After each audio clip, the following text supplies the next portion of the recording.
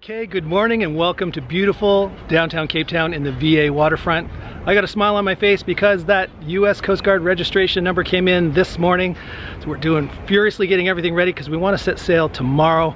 I want to throw this little intro in before this episode you're about to see because it's going to be confusing. This was supposed to be episode 3 where I did the factory tour at the Phoenix Marine where the Xquisite X5 is built. It talks about things that happened before that I never got around to editing those episodes yet. This episode was important for Phoenix Marine to give to their suppliers and stuff, so they wanted this one done first, so I edited it first so it's out of sequence. Didn't want you to be confused when you see this intro that talks about things that you haven't seen yet. I haven't forgot about those episodes. They will be coming, and enjoy the view.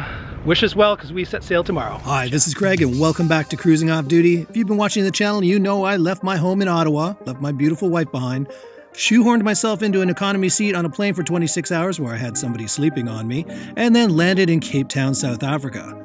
Why, you might ask? Well, I got to check out Cape Hope, which is the most southwestern part, and almost got blown off this cliff. Got to see some beautiful views. Got to check out some penguins for the first time. Yes, I live in Canada where it's really, really cold, but they don't have penguins, so this is my first time. And before you start thinking it's really cold in South Africa, that is a monkey on the sign, and yes, that is a monkey going by our car, so clearly not that cold. And of course, I couldn't come to Cape Town without taking the gondola to the top of Table Mountain and stand there like I'm king of the world. What of you? Well, you might be thinking, did you really get on a plane for 26 hours to be a tourist all by yourself in Cape Town? Of course not. I came to Cape Town to get on an Xquisite X5. That's a 50-foot catamaran that I'm going to go from Cape Town, South Africa, through the South Atlantic, across the equator for the very first time, through the Caribbean, and finally to the United States. This 10,000-mile sailing voyage is going to be epic, so make sure you subscribe so you don't miss any of those upcoming episodes. A special shout out to my patrons that have been around since the beginning of the channel. Love you guys. I also have some sponsors for this voyage that made it possible for me to fly halfway around the world to go sailing. Thanks a ton. Now in this episode, we're going to go to Phoenix Marine, which is where the Xquisite X5 is built. If I'm going to cross oceans on a boat, I kind of want to know that it's top quality because I have this little thing about not wanting to die. And yeah, after this factory tour, all my fears or concerns are gone. The level of detail and quality that goes in every stage of this boat is just mind-blowing to me. If I could afford this boat, now just so you know, it's a $1.3 million boat because I know people are going to want to know. If I could afford that, which I can't, but if I could afford that, this would be the #1 boat on my list. Check out this factory tour if you're interested and see for yourself. We anchor and hoist the sail. Okay, here we are, day 3 in Cape Town, and we drove a little ways outside of town to come to the Phoenix Marine factory where we're going to get a tour of where they build the Xquisite X5 and interview the key staff that got into designing it and everything else that makes that such a great boat. So stay tuned. Okay, today we're here at the Phoenix Marine factory. We're going to take a tour right after this of the factory that builds the Xquisite X5. These are the key members in the building process, and I want everybody to give a chance to say who they are and what they do here at Phoenix Marine. Okay, I'm Denzel Julius, production manager at Phoenix Catamarans, Phoenix Marine. What's my job? To see that everything runs smoothly and everything runs according to build hours and on time. That's my job. My name is Thomas Hammer and I'm the owner of Xquisite Yachts, the brand of the boats that Phoenix Marine and this wonderful team builds for us. Okay, I'm Rudolf Jonker. I'm the designer of the X5. That's basically my role.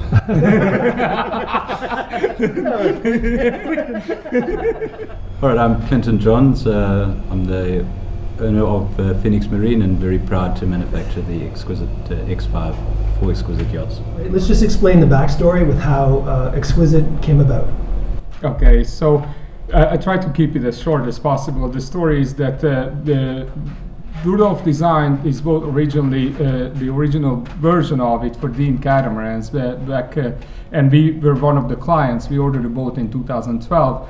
Now, unfortunately, Dean Cats went out of business that year, so they couldn't finish my boat. And my wife and I, we had to move here to Cape Town and finish the boat ourselves, which was quite an undertaking.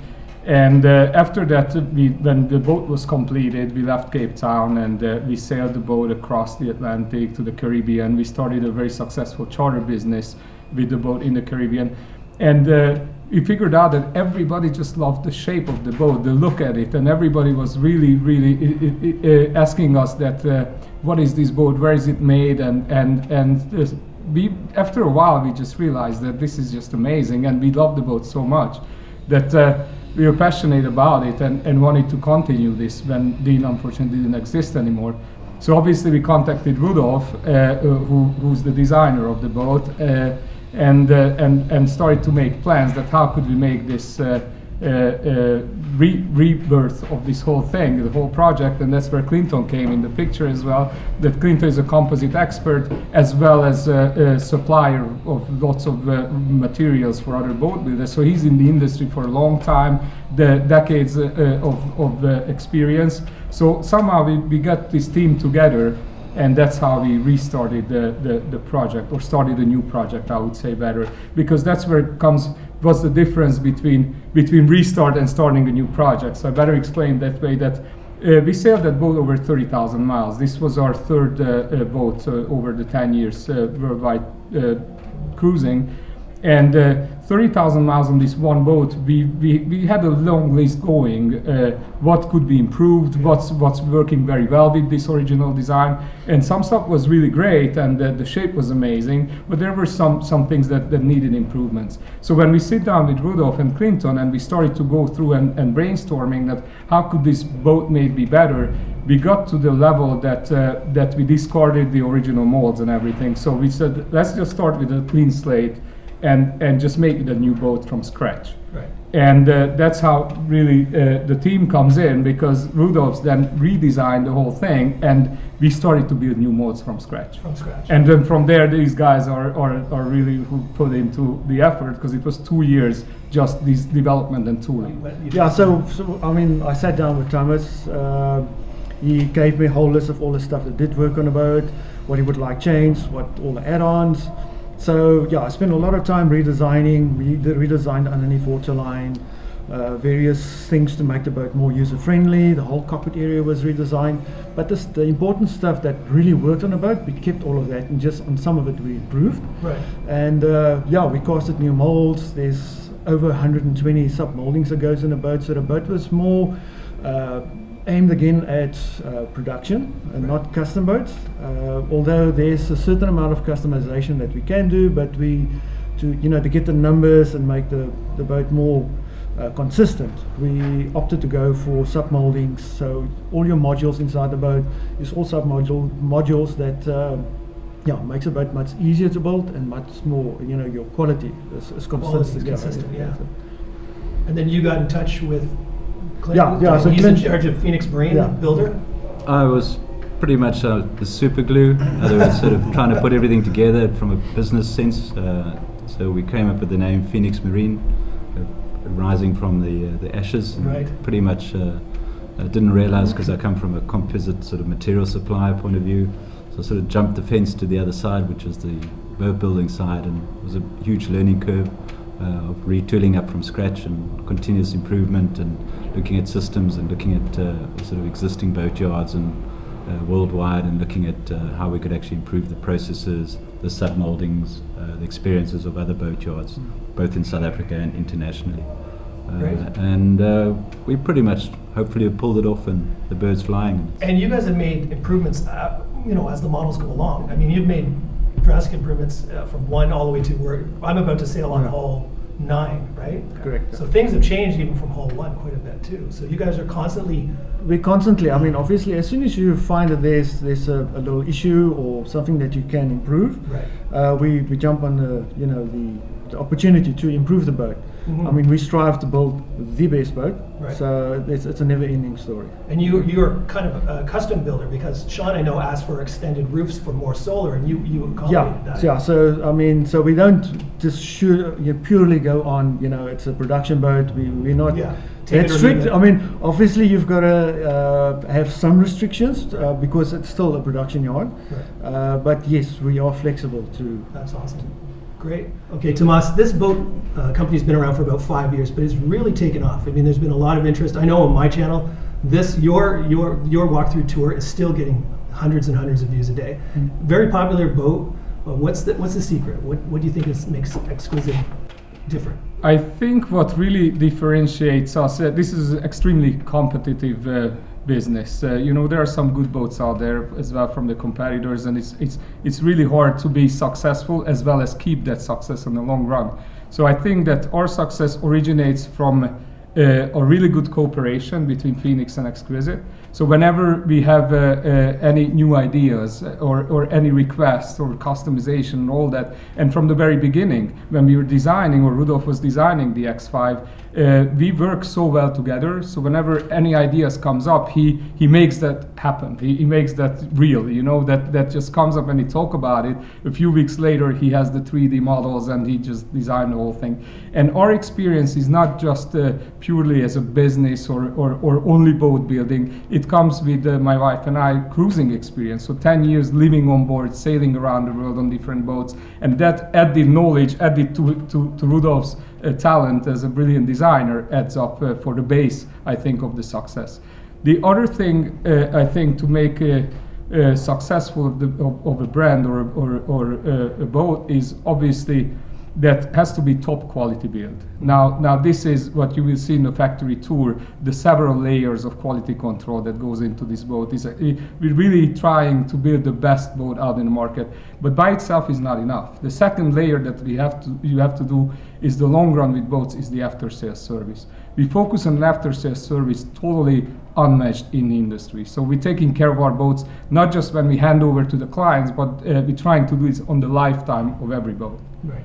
Now, by itself, still, this is nice and great, but you have to make it a sustainable business on the long run to be successful and be there in 5 years and 10 years from now. Mm-hmm. Now, the way to do that really is to make the production line efficient. And the only real way to do that, which is quite unique what we're doing here, really only yard and brand that has a production line that doesn't have fluctuation up and down depending on orders. We run a production line at maximum peak efficiency, building the 4 boats per year, independently if that boat is even sold or not sold. We still self-finance the production line. This way, we have the best artisans. Some factories, you know, when they don't have an order that moment, they lose their key stuff. So it's hard to get them back. In our case, it's totally different. We run it an efficient production line, which works well. And then the other thing that we don't use an international dealer network. All that the efficient production plus the dealer network, such an additional cost for boat yards that we can take it out of the equation, and all that money goes in to build a better boat. So that's where we can do that. That the X5 takes about 3 times as many hours to build as some of the competitors' boats. And still doesn't cost more than that. And the reason being because all that extra money goes into production and quality.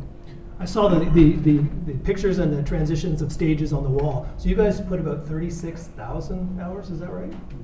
These I are think the that's a lot. That's a lot of time. We started off with 36. We roughly now at 34,000 hours, Yeah. but you must keep in mind that we don't outsource anything. Right. Everything gets custom made inside the factory. Like our Corian tops gets made inside the factory. All our vinyl work gets done inside the factory. Joinery shop work, everything is inside. Everything is in-house. That's great. So that's why ours looks like it exceeds all the other our competitors. But Yeah. if keep everything under one umbrella, it's best to control. And it's easy to, quality control is easy. Quality when you do it control is in-house. easier because Right. we're doing it in-house. You're not getting something that you drop in Yeah. at the end and you're not Yeah. sure the quality's there. Yeah. Yeah, awesome. That's great. Yeah, I think what Denzel elaborated to is effectively the concept of flexible manufacturing.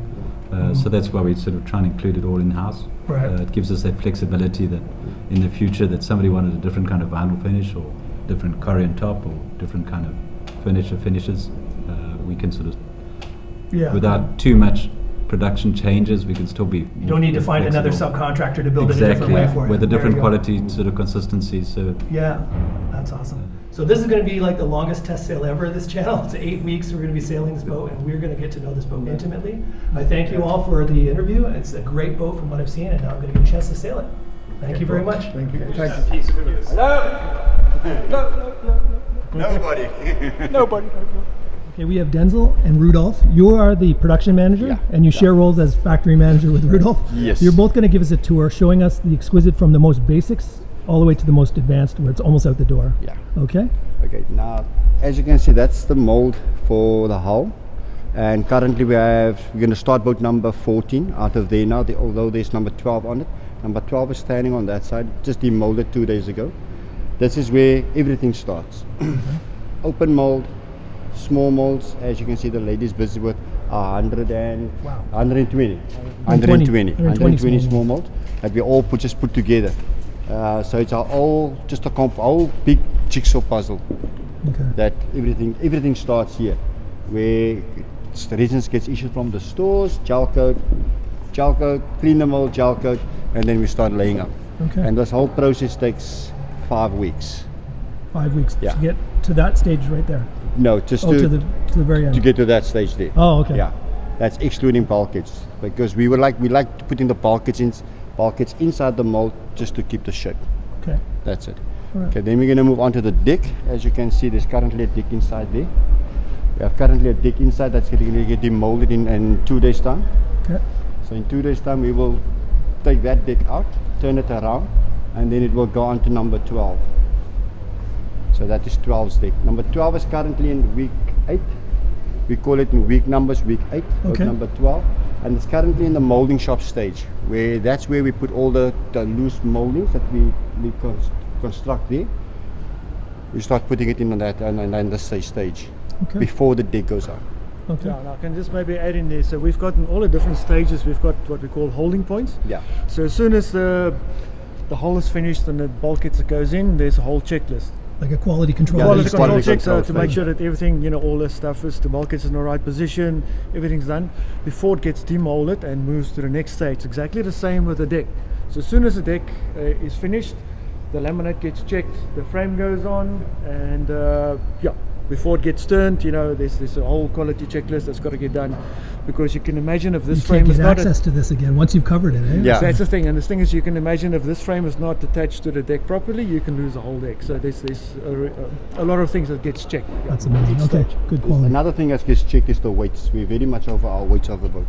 If the boat gets demolded, immediately the weight gets taken with the bulkheads, and then when the deck gets molded, the deck gets weighed. And when the both gets put together, as I will take you there now, then it gets weighed again after that. So we're very much looking at our weight to get our weight Make sure it's balanced. Make Balanced, sure it's yeah. within specs. within Yeah. stages. Awesome. Like I said, this is now in week 8. This is primary assembly 1, stage primary assembly 1. We're going to move to primary assembly stage 2 now. Okay. I'll take you guys. Yeah, just adding to what Denzel and Rudolf sort of said about the composite sort of side is over here we had a sort of analysis of the boat from a composite structure point of view to try and optimize the laminates. So in each particular area we have a different laminate schedule to reinforce it according to different colors, and that's essentially like a finite element analysis on the deck, and pretty much the same as the hull. These particular designs were done in Sweden, and it was particularly for resin infusion. Okay. So it's all the optimization is already there for futuristic sort of weight optimization. Weight optimization. And Excellent. obviously the schedule then goes through to the cutting list, to the resin to weight ratio, to ensure that you get a good weight out, and obviously ensure that your strength is optimized. That's great. Well, thanks for adding that. Okay, we're standing here now at the primary assembly 2, where the target wing gets prepped, and we always do all our prep work and all our painting before the product goes up. It just makes life much easier. I'm taking you guys to the border to show you the check sheets and everything as it went through the line. Boat number 11. This is their board. This is just the assembly that visually they can see exactly if they're on a certain week, on week 18, they can exactly see how the boat ship is supposed to look. As you can see, the deck is supposed to go on, and they're busy with deck bonding now currently. Right? This is our our manufacturing file, and as I mentioned, we very much over weights of components. So every single weight gets listed in this file. Every single weight, every single component that we install gets weighed to see what logistically material we use compares to what the weight is of the product. The molding shop has got the check sheets. That is for the hull. Starting date, signed off by the team leader, then checked by the HOD, and then there's the holding points on certain items, critical points that the QC needs to sign off. Otherwise, the boat doesn't move on. And this checkoff process happens at multiple stages At along multiple the way, right? stages. That's just the one outer that I just showed you now. Then you still get the bridge deck, the port side outer, and then you still get the deck check sheets. It's all in here. Then we have toolbox talks, just general toolbox talks on housekeeping and on safety, because it's critical for a production line like this to have these kind of systems in place with safety and housekeeping is in. That is our workstation 2. Great. Primary assembly. I'm going to take you guys to the final assembly workstation now, where it's a little bit more in depth, where the final stages, final things goes inside the boat. Okay, here we are at the final assembly stage of our whole trip now, of our whole tour, and this is where all the furniture gets installed, all the final detail of the boat gets put in here. This is where the water tank, stainless steel, electrical work, all plumbing gets done on this stage. We're currently busy with creating another workstation to eliminate our electricians and our plumbers off this workstation, so we have them completely separate, but currently this is how the setup is in the factory. That's well, hold on, that's the alarm to bring them back from lunch. Just want to explain what that was. It wasn't a fire alarm. Okay. And that is when we have 5 boats in the line. That's what Thomas will wish for. Yeah, 5 at all times. Okay, here we have an engine installation, and this engine gets installed in workstation, it's a primary assembly 2 already. All the fitment gets done inside here. Sound seal gets done beforehand. Like you see, like I said, we're currently busy with all the plumbing and the pipe routing and the electrical work inside this. This is now where the toggle wing is on. This boat does get an extension like Sean. Oh, Sean it does? has. Yeah, it does get an extension. It's in the mold. So a lot of people are opting for that, right? A lot of people is opting for Sean's version now. Yeah. So they say this roof, this is the way the mold was originally designed, but we're adding the extension. Then it gets the extension. Yeah, and the design for the extension was made in such a way that you can actually do a retrofit as well. Oh, so an existing X5 owner could opt to come back and have another transporting it to another country, that's a bit of a more of a problem, but yes, it's possible. There we go. And that allows for extra solar space, right? That's the main key feature. Double it up. This is also a new addition. We're using studs now, and not any more Velcro. Not Velcro, Dulock. Yeah. We used to use Dulock, so this is an upgrade that we started doing from Sean's, not Sean, the extension on Sean's boat. So yeah, it's. As you can see, this boat still has 8 weeks to go. 8 weeks to go. So electrical work, plumbing work is busy going in. As you can see, the boat is all wired up and steering is already installed. Piping for all electrical conduiting, all wires gets installed behind the CT and the nav station. So this is the final assembly stage where these things happen. It's out on the table. We kind of walked by it, but off camera we were talking about how you put glass in here, not acrylic. The reason we use glass and not acrylic is if you look at the size of the hull windows or the saloon windows itself. Acrylic has got a lot of expansion and contraction, and that normally is problematic with leaks on windows and also scratches, where your glass is much more resilient. It doesn't scratch. It protects the bonding of the glass as well, or the window better, because the windows are laminated glass, not toughened glass. So the laminated glass has got a layer in between, a PVB, that takes out 98% of UV.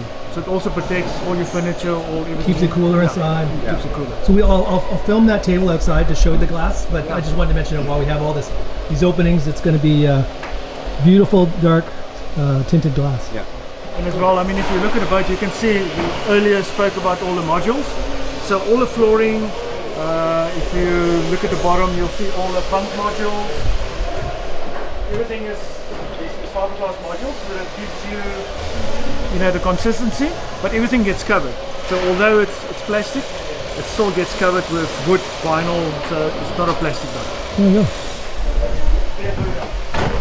This is the heads, the starboard side heads, and this is the owner's heads.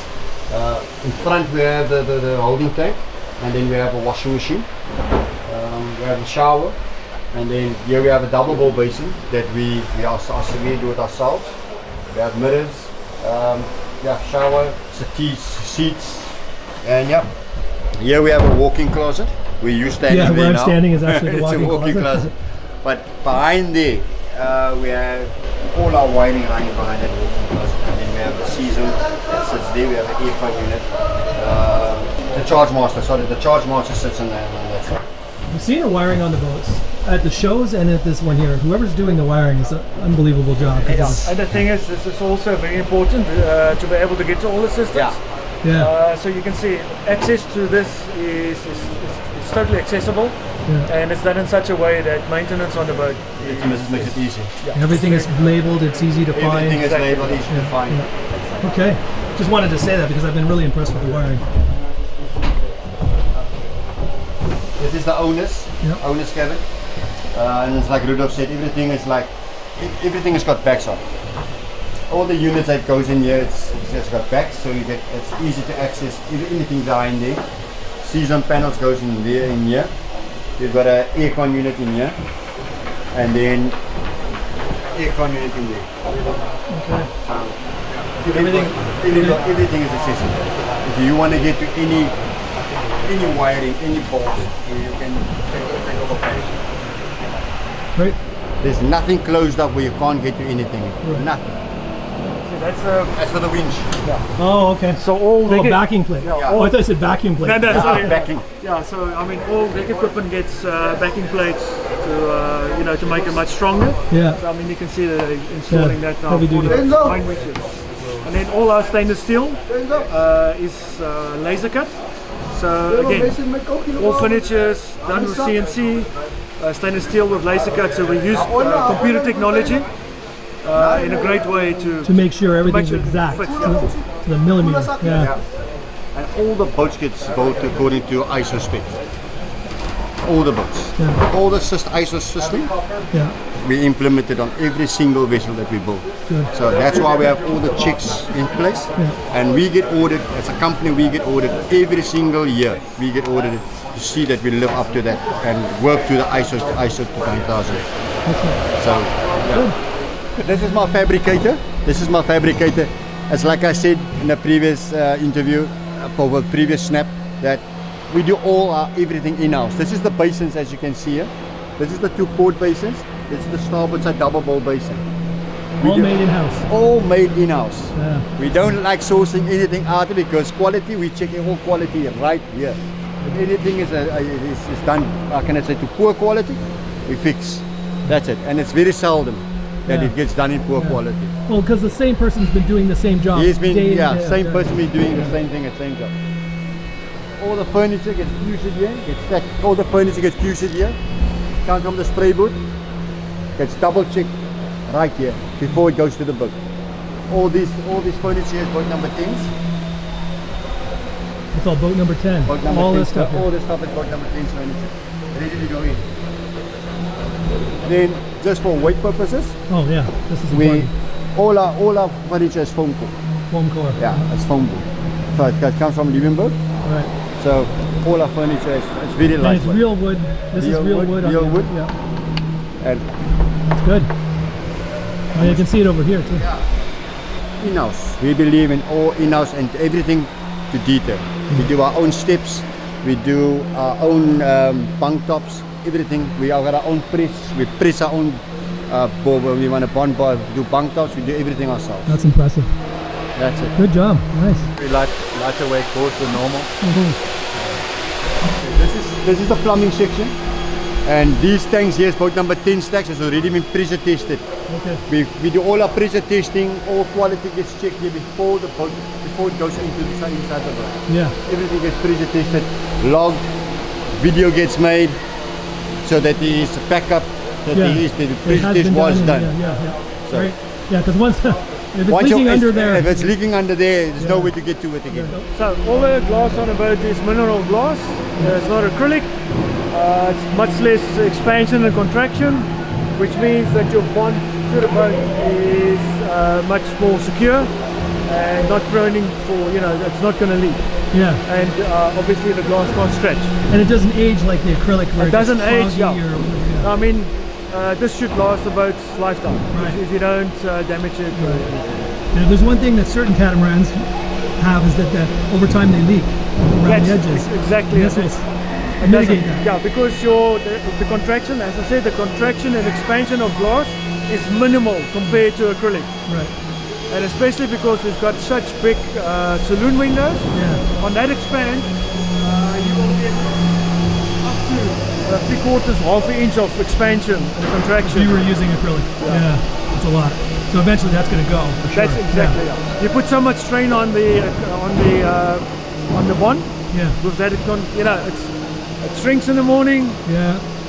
Or during the night, during the day when it gets hot, it expands again. Same thing. So it happens twice a Eventually day. the glue goes, and that's it. Glue goes. Yeah. Excellent. That's important to know. Yeah. And there's a layer of UV protection in between, right? Yeah. So if you look at the glass, you'll see it's got a layer of PVB in between. So that's what gives you the UV protection. But also, if you do damage the glass, with toughened glass, you'll have a hole in your boat. But with toughened or with laminated glass, it will crack. Yeah. But the glass completely is break. still intact. Yeah. That's great.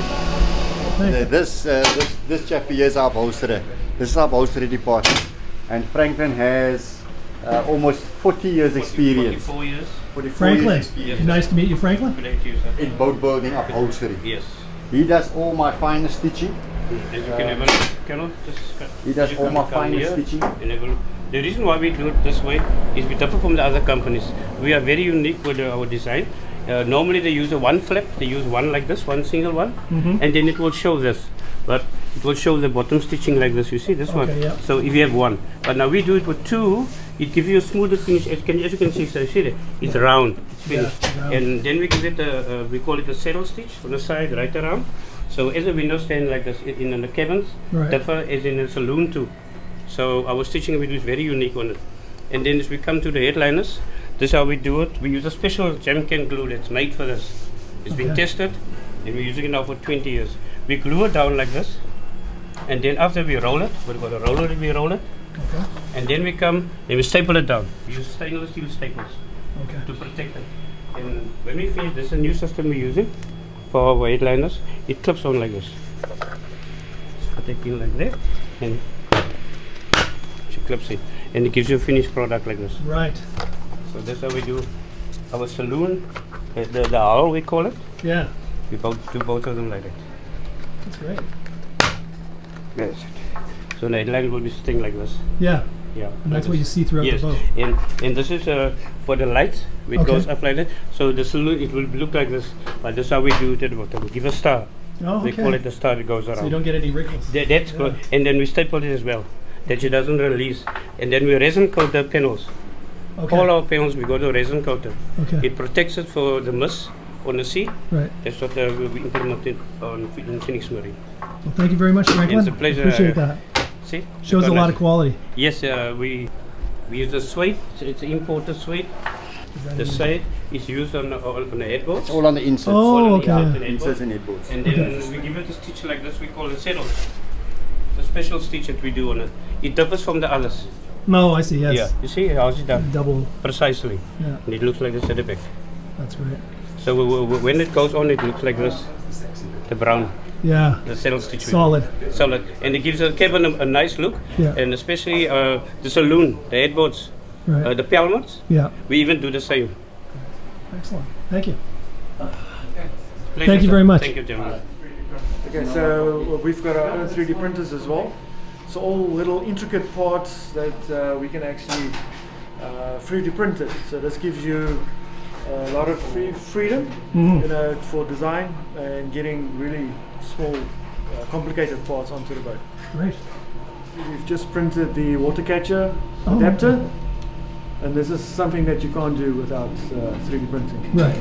And again, all in-house. All in-house, and as well in the showers, we've got the little pull-throughs for the shower hose. Right. Same. Same. All those type of things gets printed. It's nice. Okay, that is the end of our tour here at Phoenix Marine. An amazing tour, guys, and it shows a lot of quality. I really appreciate it. And thanks from the viewers as well, I'm sure. Yeah, thank you. Thank you. Thank you very much. Well, that's it for this episode, which was a very detailed factory tour of where the Xquisite X5 is built. I know there was a lot there, but hey, if you're interested in a catamaran, you're probably going to watch this video more than once. Go back and answer some of those questions you had in your head about this builder versus a different builder. If you found it informative, show the channel some love by giving it a thumbs up. Subscribe to the channel so you don't miss those upcoming videos where we're actually going to be sailing this boat across the South Atlantic. And until next time, this is Craig signing off, wishing you safe cruising, and ciao for now.